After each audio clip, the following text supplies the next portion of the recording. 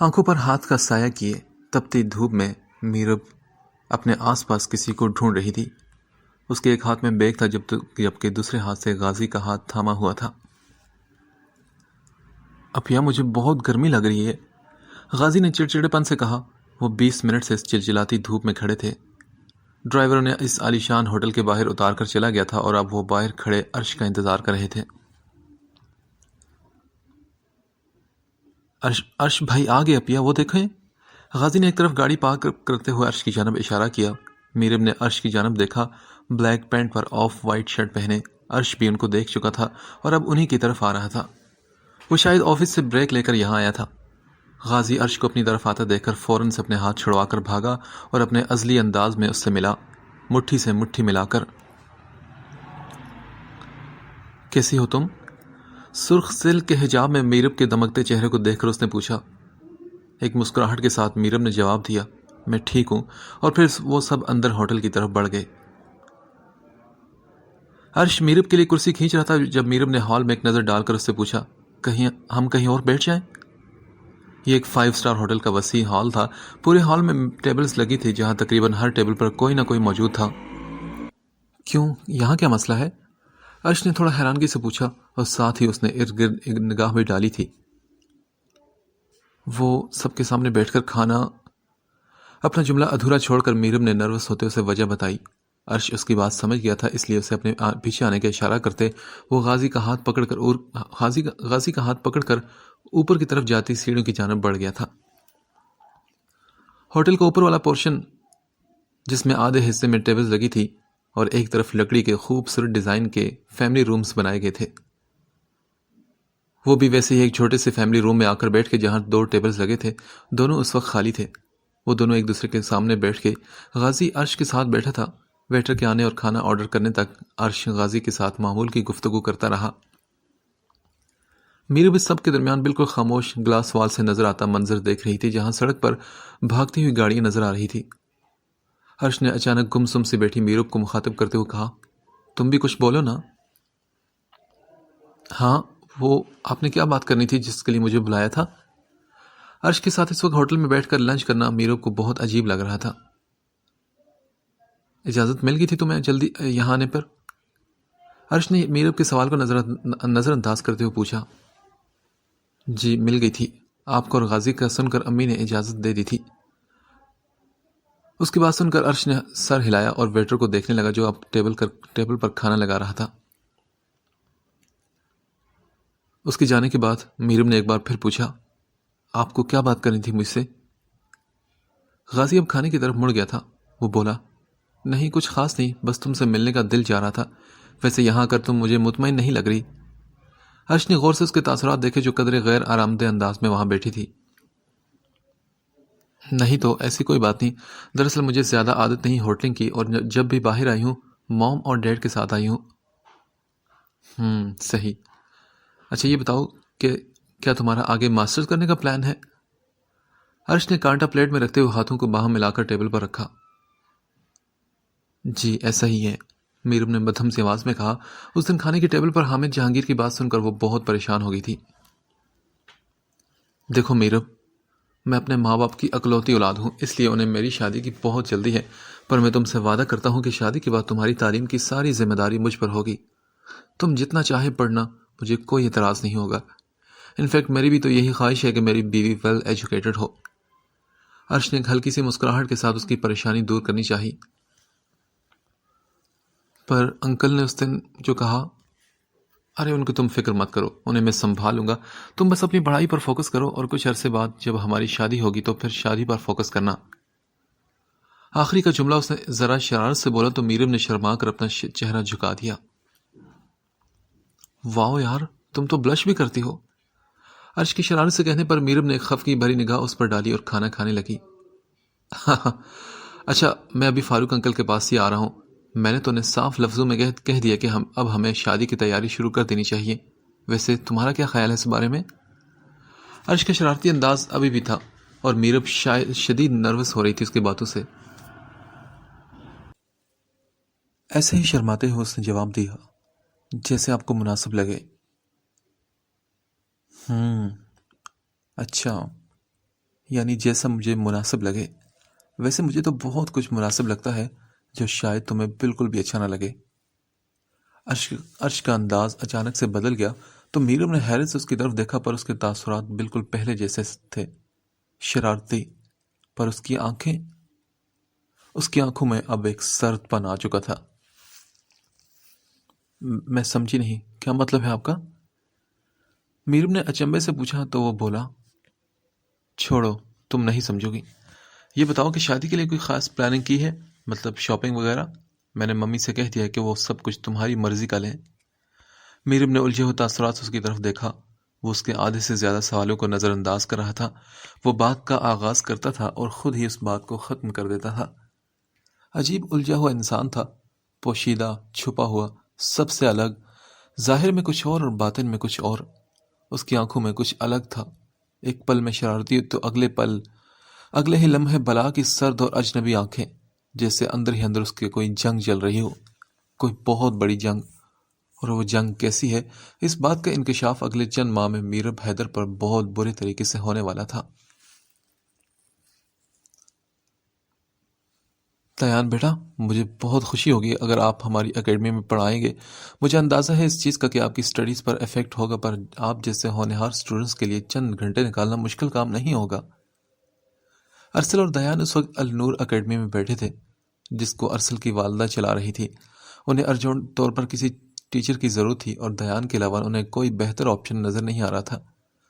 ارسل کی لاپرواہ طبیعت کی وجہ سے وہ یہ ذمہ داری اسے دے نہیں سکتی تھی. دیان، کر لو جوائن یار، 4 مہینے کی بات ہے، بس پھر کوئی ٹیچر ارینج ہو جائے گا. ارسل نے بھی بیزار بیٹھے دیان کو کہا، جو ہاتھ کی مٹھی پر ٹھوڑی ٹکائے مسلسل اپنی ٹانگ ہلا رہا تھا. ٹھیک ہے، اگر آپ سب اتنا زور دے رہے ہیں تو کر لیتا ہوں، پر میری ایک شرط ہے. ہاتھ کی مٹھی سے چہرہ ہٹا کر سیدھا ہو کر بیٹھا اور ٹانگ پر ٹانگ جما لی اس نے. ارسل اور اس کی والدہ شازیہ شاہ نے اسے کی طرف دیکھتے ہوئے پوچھا، ایسی کون سی شرط ہے؟ میری شرط یہ ہے کہ ارسل کو ان 4 ماہ میں میری ساری اسائنمنٹس بنانا ہوگی. اگر وہ یہ نہیں کر سکتا تو کلاس میں میرے اسسٹنٹ کے طور پر آنا ہوگا اسے. ہونٹوں پر ہاتھوں کی مٹھی رکھے وہ مسکراتی نظروں سے ارسل کو دیکھ رہا تھا. شازیہ شاہ اس کی شرط سن کر سر جھٹک کر مسکرا دی تھی. اب اس بات کا فیصلہ تو ارسل کو کرنا تھا کہ کون سا آپشن زیادہ مناسب ہے. تبھی وہ بولا، دیکھیں موم کتنا چالاک ہے، اس کو پتا ہے کہ اسائنمنٹ والی بات پر میں مر کر بھی راضی نہیں ہوں گا، اسی لیے اس نے دوسرا آپشن بھی وہی رکھا. ارسل نے شکایتی نظروں سے دیان کو دیکھا، جس کے ہونٹوں پر اب بھی مسکراہٹ تھی. تو پھر کیا سوچا تم دونوں نے؟ شازیہ شاہ نے دونوں کی طرف دیکھتے ہوئے پوچھا. میری طرف سے تو ہاں ہے، آپ ارسل سے پوچھ لیں. دیان نے ارسل کی طرف اشارہ کرتے ہوئے کندھے جھکائے تھے. ارسل نے ایک خونخوار نگاہ اس پر ڈالی اور دوسری سامنے بیٹھی اپنی ماں پر، جو اس کو ارسل کی چال میں پھنستا دیکھ کر مسکرا رہی تھی. ٹھیک ہے، بن جاؤں گا میں اس الو کے پٹھے کا اسسٹنٹ. آخر کے لفظ پر زور دیتے ہوئے ارسل نے غصے سے کہا اور چہرے کا رخ دوسری طرف موڑ لیا. اوکے آنٹی، پھر مجھے بھی کوئی اعتراض نہیں یہاں پڑھانے میں. دیان نے دونوں ہاتھوں کی مٹھیاں سامنے رکھی اور میز پر رکھی اور کلاس اور اسٹوڈنٹس کے بارے میں پوچھنے لگا. شازیہ کے روم سے نکلتے ہی ارسل نے دیان سے شکوہ کیا، یار تو نے میرے ساتھ اچھا نہیں کیا. اس کی بات پر دیان نے ہنستے ہوئے اپنا بازو اس کے گلے میں ڈالا. دیکھ یار، جہاں دیان حیدر ہو وہاں ارسل شاہ کا موجود ہونا اتنا ہی ضروری ہے جتنا. آگے کا جملہ کستن ادھورا چھوڑتے ہوئے اس نے ارسل کی طرف دیکھا جو اب مسکرا رہا تھا. جتنا آج کل کی لڑکیوں کے لیے میک اپ ضروری ہے، جتنا لڑکوں کے لیے گرلز کالج کا کیمپس ضروری ہے، جتنا. ابھی ارسل کی بات مکمل نہیں ہوئی تھی کہ دیان نے ایک زوردار تھپڑ اس کی گردن پر مارا. ارسل اس بات پر چلا اٹھا، کیا دیان اتنے ڈھیلے ہاتھ سے مارتا ہے تو یار؟ اپنی گردن پر ہوتی جلن کو محسوس کرتے ہوئے ارسل نے کڑتے ہوئے کہا، ہاں تو میں نے یہ لائنز تو کبھی نہیں بولی جو تو بول رہا ہے. یار سمجھا کرو نا، وقت کے ساتھ ساتھ ضروریات بھی بدلتی رہتی ہیں. ارسل نے سمجھانے والے انداز میں ہاتھ ہلائے. اچھا، اور تیری ضروریات کس حد تک بدلی ہیں ذرا بتانا مجھے. گرلز کالج کے کیمپس تک کی میری بدل چکی ہیں۔ ارسل نے دیان کے کان کے قریب چہرہ رکھ کرتے ہوئے کہا، اور اس سے پہلے کہ دیان ایک بار پھر سے اپنا ہاتھ کا استعمال کرتا، ارسل نے دوڑ لگا دی، جبکہ دیان اسے بھاگتا دیکھ کر سر ہلاتے ہوئے آگے بڑھ گیا تھا۔ اس لا علاج کا کچھ نہیں ہو سکتا تھا، اور ارسل شاہ کی حرکتوں سے تو دیان حیدر بخوبی آگاہ تھا، جن کا علاج اس دنیا میں ابھی تک کوئی ڈاکٹر نہیں کر پایا تھا۔ آج ذائشہ کالج سے واپسی پر سو گئی تھی، اور لیٹ اٹھنے کی وجہ سے وہ اکیڈمی سے چھٹی کر چکی تھی۔ جنید اور حسیب ذائشہ کے دو بھائی تھے جنہیں وہ اکیڈمی سے واپسی پر پڑھایا کرتی تھی، پر آج چھٹی ہو جانے کی وجہ سے وہ دونوں اس وقت ذائشہ کے کمرے میں موجود تھے اور اپنی اپنی کتابیں پھیلائے زور و شور سے رٹے مار رہے تھے۔ ذائشہ بستر سے ٹانگیں لٹکائے لیٹی ہوئی تھی اور اپنے خواب کے متعلق سوچ رہی تھی۔ وہ صبح سے اس خواب کے بارے میں سوچ رہی تھی۔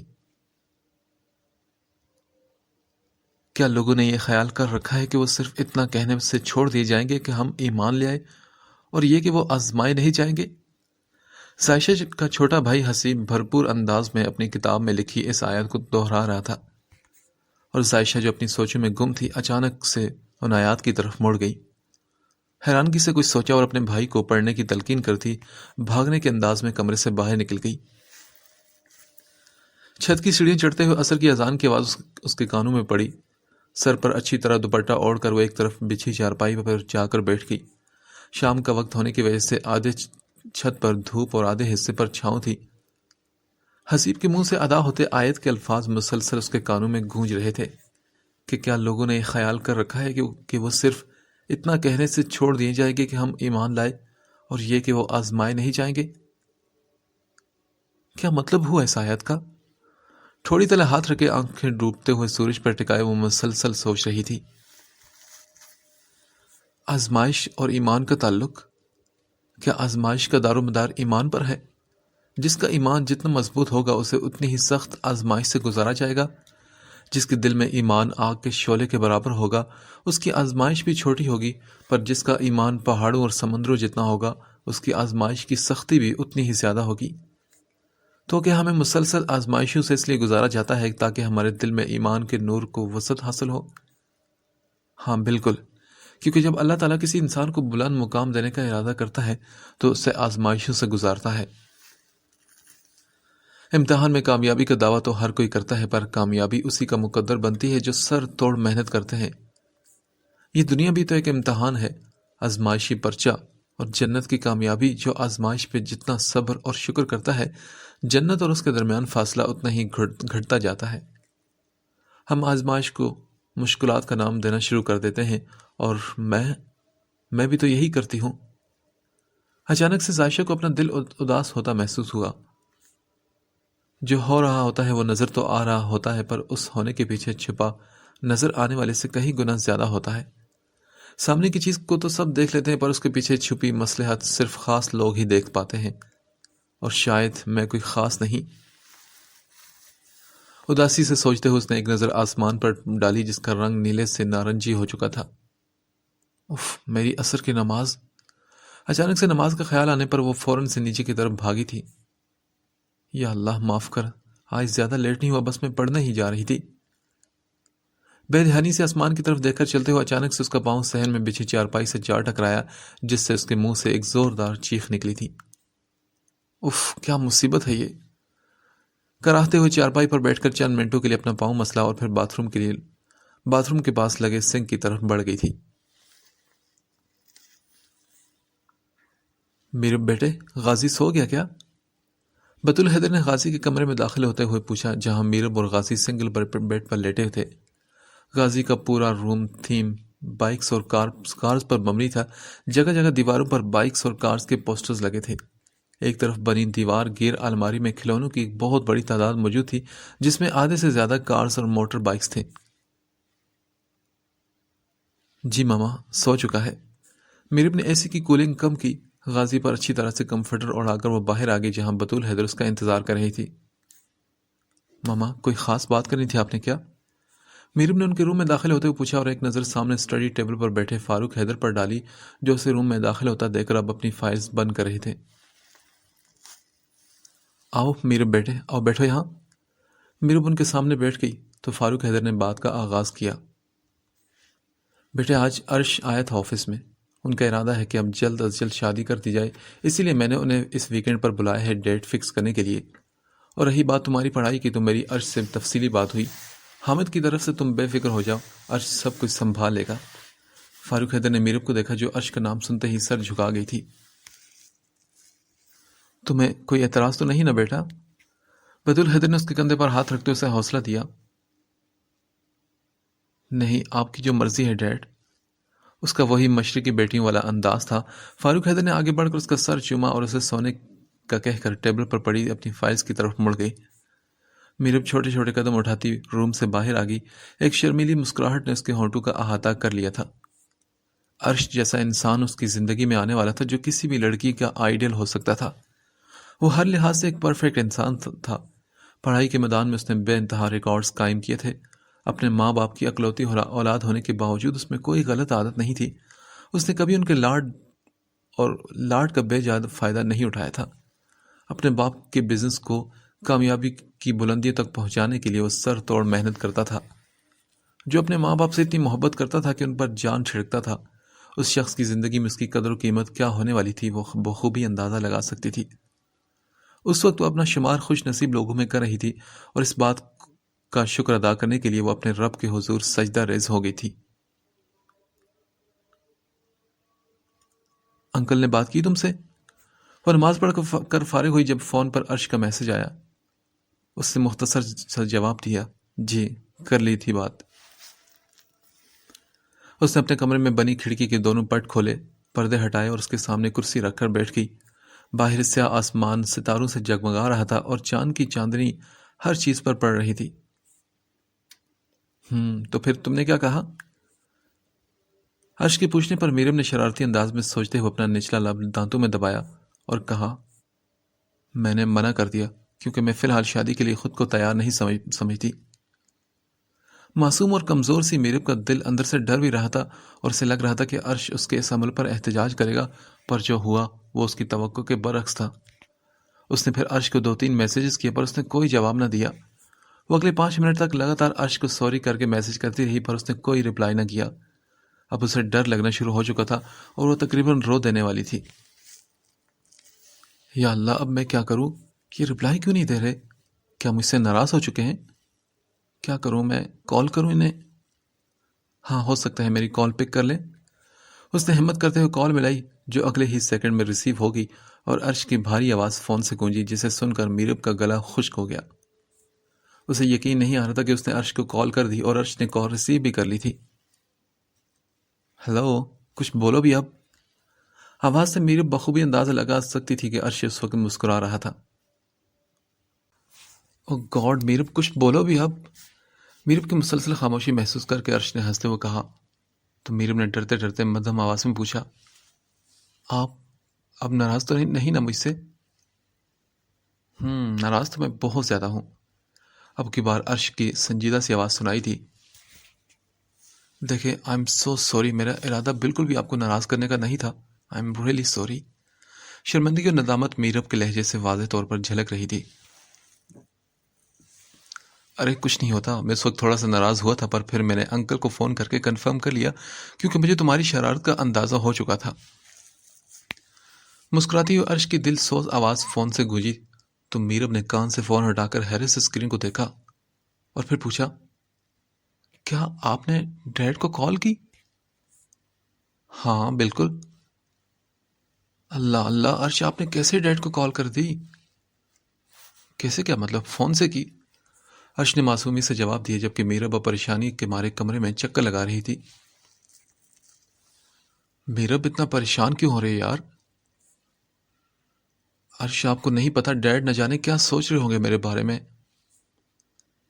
کیا سوچ رہے ہوں گے؟ یہی نا کہ اللہ نے انہیں اتنا ہینڈسم، لائق، قابل، خوبصورت اور کیئرنگ داماد دیا ہے جو ان کی بیٹی سے اتنی محبت کرتا ہے کہ اس کی ایک چھوٹی سی شرارت پر اس کا دل حلق میں آ گیا تھا۔ جو شرارتی روح چند لمحوں کے لیے میرب میں آئی تھی اب وہ عرش میں آ چکی تھی اور میرب کی زبان کو صحیح معنوں میں بریک اب لگا تھا۔ اب بولو، کیا کہیں گے ڈیڈی جی، بتاؤ مجھے۔ عرش نے پھر شرارتی انداز میں پوچھا۔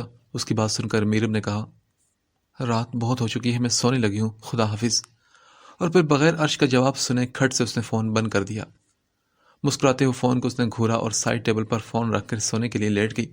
مسکراہٹ اب بھی اس کے ہونٹوں سے جدا نہیں ہوئی تھی، جبکہ دوسری جانب میرب کا یوں فون بند کرنا عرش کو اس قدر برا لگا کہ اس نے بیڈ پر بیٹھے ہوئے فون پوری طاقت سے زمین پر دے مارا۔ زمین پر کارپیٹ بچھا ہونے کی وجہ سے فون کو زیادہ نقصان تو نہیں ہوا، البتہ اسکرین پر کافی سکریچز آگے تھے۔ ہاؤ ڈیئر ہر! اس کی ہمت کیسے ہوئی میرا فون بند کرنے کی، عرش جہانگیر کو اگنور کرنے کی؟ غصے سے ایک ہاتھ کی مٹھی دوسرے ہاتھ پر اس نے ماری۔ غصہ اب اس کے ہر انداز سے جھلک رہا تھا۔ آخری کلاس اٹینڈ کرنے کے بعد عائشہ جو ہی باہر نکلی تو ساتھ والی کلاس سے دیان اور ارسل ایک ساتھ ہنستے ہوئے برآمد ہوئے، اور پیچھے سے کلاس میں موجود بچوں کا شور بھی پورے کوریڈور میں گونج رہا تھا۔ عائشہ ان دونوں کو وہاں دیکھ کر حیران تو بہت ہوئی، پر اگنور کرتی آگے بڑھ گئی۔ اجی سنیے محترمہ! اپنے سے چند قدم فاصلے پر جانی پہچانی آواز سن کر وہ حیرت سے مڑی تو توقع کے عین مطابق ارسل اور دیان پیچھے کھڑے تھے، اور اسے مڑتا دیکھ کر ارسل سینے پر ہاتھ رکھ کر ادب سے جھکا ہوا تھا۔ عائشہ سنجیدگی سے اسے گھور کر واپس مڑنے لگی تو ارسل فوراً بولا، وہ کیا ہے نا کہ اب ہمارے درمیان ایک مضبوط رشتہ بن چکا ہے، تو کیوں نہ اس رشتے کی خوشی کو دوبالا کرنے کے لیے ایک ایک کپ چائے ہو جائے۔ میں ارسل شاہ اپنے پورے ہوش حواس میں آپ کو ایک کپ چائے کی دعوت دیتا ہوں، کیا آپ اس دعوت کو قبول کرنا پسند کریں گی؟ اس کا انداز ایسا تھا جیسے وہ کسی سلطنت کا بادشاہ ہو اور عائشہ کسی عظیم ریاست کی شہزادی۔ دیان مسکراہٹ چھپائے سنجیدہ نظروں سے ساری کارروائی دیکھ رہا تھا۔ کیا بکواس کریں آپ؟ کون سا رشتہ؟ عائشہ نے بھڑکتے ہوئے پوچھا۔ پتہ نہیں کون تھا جو فضول میں ہی فری ہو رہا تھا اس سے۔ آپ کی پوری گفتگو میں بس اسی بات کا جواب طلب کرنا تھا۔ آپ یہ بھی تو پوچھ سکتی تھی کہ ارسل شاہ کب پینی ہے چائے، میں فوراً حاضر ہو جاؤں گی۔ شروع کا جملہ اداسی سے، جبکہ آخری جملہ اپنے پرانے شوخ انداز میں ارسل نے ادا کیا تھا۔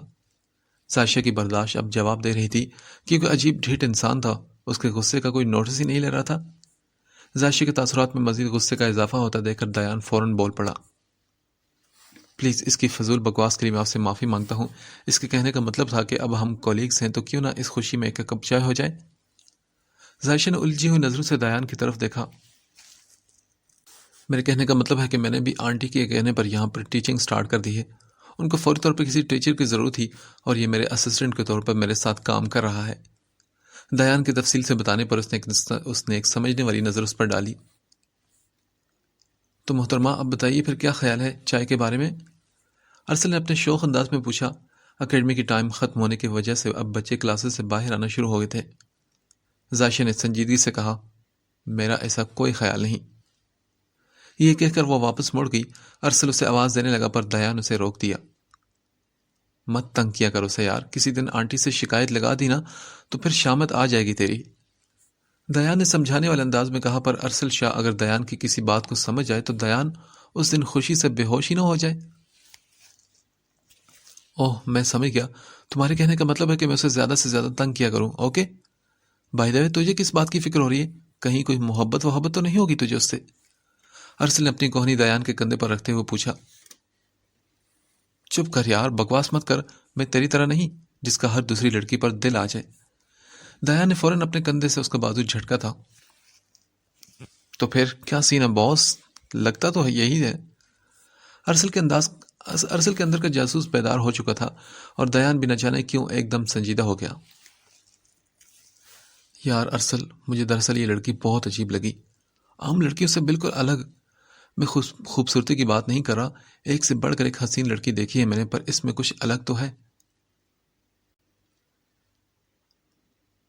ارسل نے اچنبے سے دیان کی بات سنتے اس کی طرف دیکھا۔ دیان اور کسی لڑکی کو ڈسکس کر رہا تھا؟ ناممکن۔ پھر ارسل نے حیرت سے پوچھا، میں سمجھا نہیں، تم کیا کہنا چاہ رہا ہے؟ یار دیکھ، اس کی آنکھیں بہت گہری ہیں، بہت کچھ بولتی ہیں۔ یہ لڑکی ایک پہیلی ہے، ایک الجھی ہوئی ڈور۔ مجھے ایسا لگتا ہے کہ اس نے اپنی زندگی میں بہت کچھ جھیلا ہے، اور سب سے بڑی بات کہ مجھے یہ پاکیزگی کا پیکر لگی۔ اس کے چہرے سے معصومیت کے ساتھ ساتھ پاکیزگی بھی جھلکتی ہے۔ مجھے اسے دیکھ کر کوئی بہت شدت سے یاد آتا ہے۔ وہ ایک ٹرانس کی کیفیت میں بول رہا تھا، پر آخر کا جملہ اس قدر دکھ سے بولا کہ ارسل جو کچھ اور بولنے کا ارادہ کیا تھا اپنے لب بھینچ گیا۔ دیان پھر کچھ کہے بغیر آگے بڑھ گیا جہاں سے کچھ دیر پہلے زائشہ گزر کر گئی تھی، اور ارسل اداس نظروں سے دیان کی پشت کو دیکھ رہا تھا۔ دیان حیدر کا ماضی کیسا تھا؟ اس نے ماضی میں کون سا پل صراط پار کیا تھا؟ وہ کون سی آگ میں جلا تھا جس کے آبلوں کے نشان ابھی تک اس کی روح پر موجود تھے؟ اس کے ماضی سے جو چند گنے چنے افراد آگاہ تھے ان میں ایک ارسل شاہ بھی تھا، اس کے بچپن کا دوست۔ ٹیبل پر مختلف فائلز بکھری پڑی تھی۔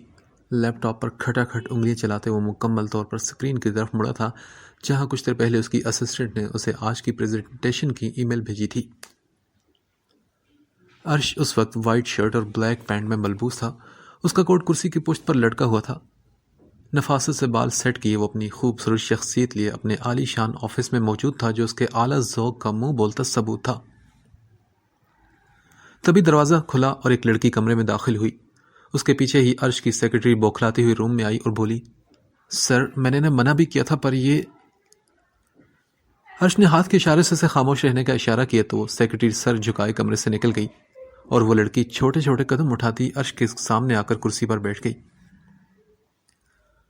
بلو اور تنگ جینز پر سلیو لیس ٹاپ پہنے ہائی لائٹڈ بالوں والی وہ لڑکی واقعی حسن سے مالا مال تھی۔ تو مسٹر عرش جہانگیر، سنا ہے کہ آپ شادی کر رہے ہیں؟ ہاں؟ تیکھی نظریں عرش پر جمائے وہ لڑکی بولی تو عرش نے اطمینان سے سیٹ کی پشت سے ٹیک لگائی تھی۔ پھر اس نے ایک لفظ میں جواب دیا، ہاں، اور اس کا جواب مقابل کو غصہ دلا گیا تھا۔ لیکن تمہاری ہمت کیسے ہوئی یہ سب کرنے کی عرش؟ اس لڑکی نے ہاتھ زور سے ٹیبل پر مارا اور کھڑی ہو گئی۔ اس کا چہرہ غصے کی شدت سے سرخ ہو رہا تھا مگر عرش کے اطمینان میں بھی کوئی فرق نہیں آیا۔ عرش میں تم سے بات کر رہی ہوں، بتاؤ مجھے۔ وہ غصے سے ہانپنے لگی تھی۔ ریلیکس، ہم بیٹھ کر بھی بات کر سکتے ہیں۔ عرش ذرا سا آگے کی جانب جھکا اور میز پر کوہنیاں ٹکا کر دونوں ہاتھوں کو باہم ملایا۔ انشراح نے ایک لمبی سانس خارج کی اور کرسی پر بیٹھ گئی۔ عرش نے گلاس سے پانی نکال کر اس کے سامنے رکھا جسے وہ ایک ہی گھونٹ میں پی گئی۔ کیا چاہتی ہو تم؟ تمہیں ابھی بھی لگتا ہے کہ تمہیں یہ سوال مجھ سے پوچھنا چاہیے عرش؟ انشراح کا غصہ ایک بار پھر سے نمودار ہوا تھا۔ دیکھو تم جب تک مجھے بتاؤ گی نہیں تو مجھے کیسے سمجھ آئے گا؟ عرش کا یہ رویہ انشراح کے غصے میں تیلی کا کام دے رہا تھا۔ سنو عرش جہانگیر، تم نے مجھ سے شادی کرنے کا وعدہ کیا تھا، کیا تمہیں یاد ہے؟ اب کی بار وہ چلا کر بولی، نہیں تو میں نے تو ایسا کوئی وعدہ نہیں کیا تھا۔ اچھا تم بتاؤ کہ تم چائے لوگی یا کافی؟ عرش نے ابھی بھی اطمینان اور سکون سے جواب دیا اور پھر انٹرکام اٹھا کر کان سے لگایا اور اس لڑکی کے جواب کا انتظار کیے بغیر 2 کپ کافی کا آرڈر دے دیا۔ تم نے مجھ سے اگر ایسا کوئی وعدہ نہیں کیا تو وہ سب کیا تھا جو ہمارے درمیان تھا؟ بتاؤ مجھے۔ ہمارے درمیان تو ایسا کچھ نہیں تھا، مجھے تو کچھ یاد نہیں۔ عرش نے لاپرواہی سے کہا تو وہ بولی، عرش جہانگیر تم مجھے جانتے نہیں، تمہاری شادی ہوگی تو صرف مجھ سے ہوگی، جسٹ ویٹ اینڈ واچ۔ اس نے انگلی اٹھا کر اسے وارننگ دی اور باہر کی طرف جانے لگی جب ایک ہی لمحے میں عرش اس کے سر پر پہنچ گیا اور اسے بازو سے پکڑ کر کرسی پر پٹخ دیا۔ انشراح نے ایک زوردار چیخ ماری پر اس سے پہلے ہی وہ مزید شور کرتی عرش نے اپنا ہاتھ سختی سے اس کے ہونٹوں پر جما دیا۔ اگر تم نے کچھ بھی الٹا سیدھا کیا نا تو تمہیں اس قدر دردناک طریقے سے ماروں گا کہ موت خود خوف زدہ ہو جائے گی۔ اپنی سرخ آنکھیں انشراح پر ٹکائے وہ عام حالات میں نظر آنے والے عرش سے بالکل مختلف لگ رہا تھا۔ انشراح اس کا یہ روپ دیکھ کر خوف زدہ ہونے کے بجائے اس کی آنکھوں میں آنکھیں ڈالے بیٹھی تھی۔ عرش جہانگیر، بھول ہے تمہاری کہ میں تمہیں اپنے ساتھ کچھ بھی کرنے دوں گی؟ اچھا انشراح ملک، تم ابھی جانتی نہیں ہو مجھے، اور میں صرف وارننگ ایک بار دیتا ہوں اور تمہیں بھی صرف ایک بار دے رہا ہوں۔ اگر تم نے کوئی گڑبڑ کی نا… اس کے سلیو لیس ٹاپ میں سے چھلکتے اس کے بازو پر انگلی پھیرتے ہوئے عرش نے ایک طنزیہ مسکراہٹ ہونٹوں پر سجاتے ہوئے کہا اور پھر سیدھا ہو کر بالوں پر میں ہاتھ پھیرا اور اسے نظر انداز کرتا اپنی کرسی پر جا کر بیٹھ گیا۔ یہ صاف اشارہ تھا کہ اب انشراح وہاں سے جا سکتی ہے۔ انشراح غصے میں اٹھی اور پیر پٹختی کمرے سے نکل گئی تو عرش نے ایک نظر اس بند دروازے پر ڈالی اور پھر اسے اپنے کام میں مصروف ہو گیا۔ اس لڑکی نے اس کا بہت وقت ضائع کر دیا تھا۔